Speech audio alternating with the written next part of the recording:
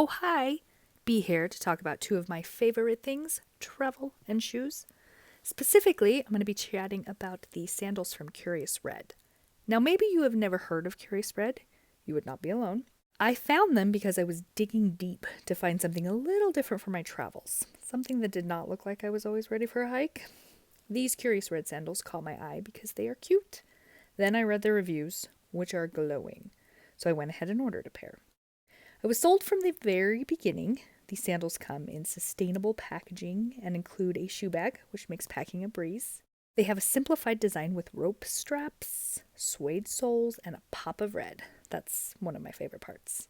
I will tell you that color options are limited, but I wanted something neutral that would go with almost anything I wear, and these definitely fit the bill. I love that I can wear them for outside adventures and then leave them on for a nice dinner. Not that I go to a lot of those. The straps are adjustable so you can get the perfect fit, but my favorite part is the back of the sandal. It comes up just a bit to protect the heel, and it is a game changer. Bonus, it keeps my feet a lot cleaner. Curious Red sandals are lightweight and very comfortable. I can walk all day in them and have done so many times. The quality is great and the traction was good, although I have yet to test them in a lot of rain.